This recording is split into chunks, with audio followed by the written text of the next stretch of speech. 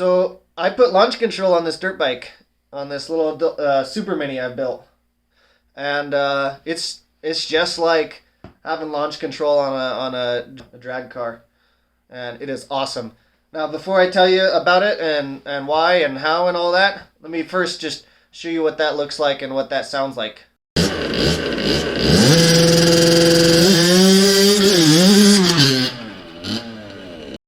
So that video clip you just saw, that's a 10,000 RPM launch. Alright, so let me show you. I've only gotten to do one race with the new launch control system. So let me show you the clip of my helmet cam with no launch control, and that's on the original CDI box, which didn't have a great ignition curve. And I'll show you the new race with the launch control. Now, unfortunately, the new race, I didn't have a helmet cam on. It's just spectator watching.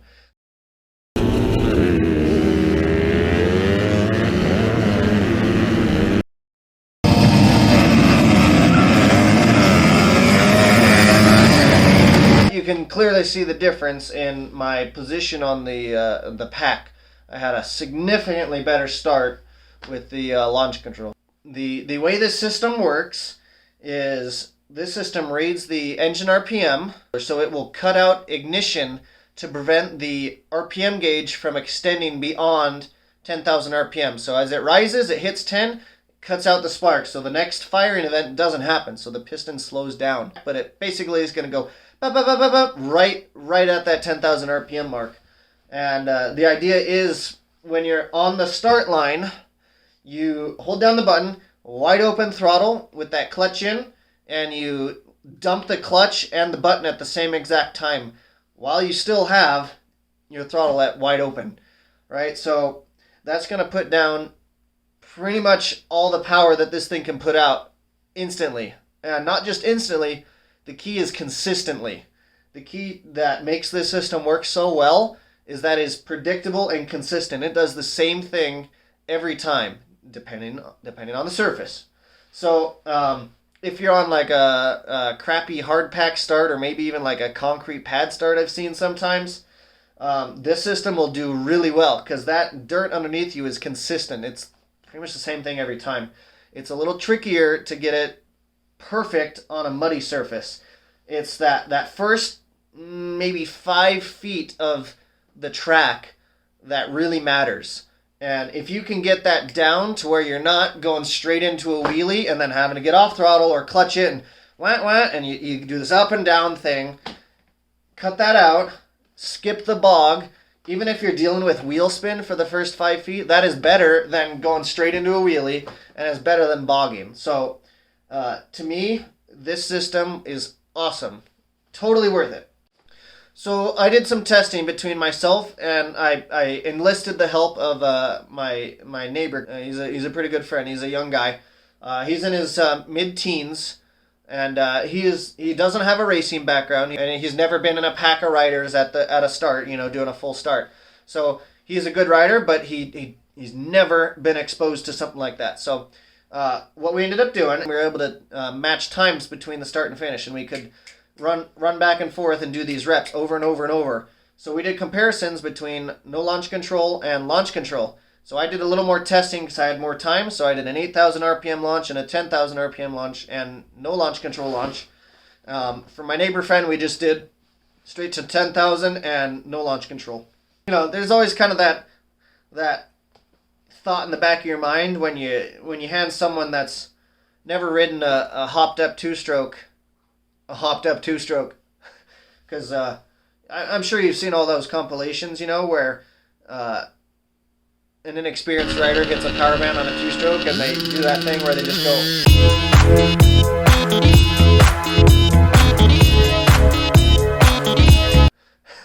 So of course, this was going through the back of my mind that he'd end up looping it, but I trusted him, and we worked through it, and we talked about body position, and we got him taught up pretty well.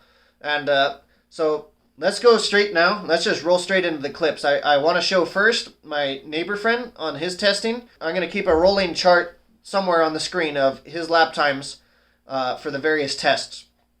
Right after that, let's roll into my testing. Same thing, and we'll throw the charts up.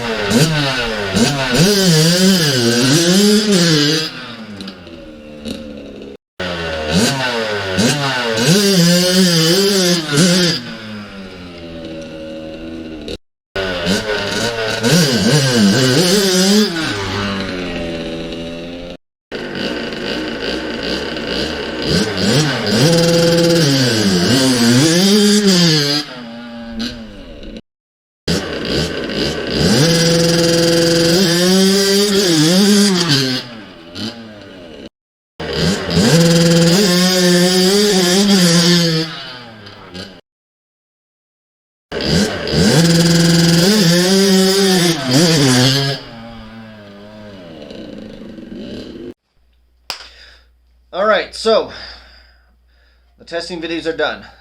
Hope that wasn't too lengthy. So I'm going to try and be very brief and give a quick description of what I've done to do a launch control system. So inside here in the air box there's a custom programmable CDI unit. Now, so it's a little programmable ignition. It's made by a company called Ignitech, and they're out of the Czech Republic. It's a really simple system.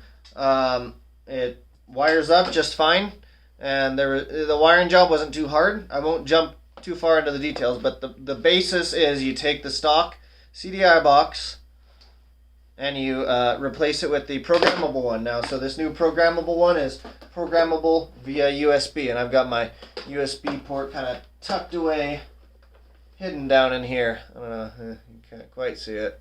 Anyway,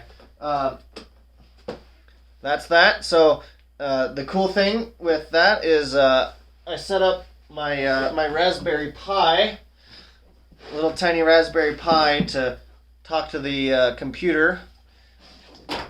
And the idea is you go take your little portable computer, or a laptop would work great, but I don't have a Windows laptop, so take it to the track, go to your spot, and test over and over and over on the whatever surface you're on.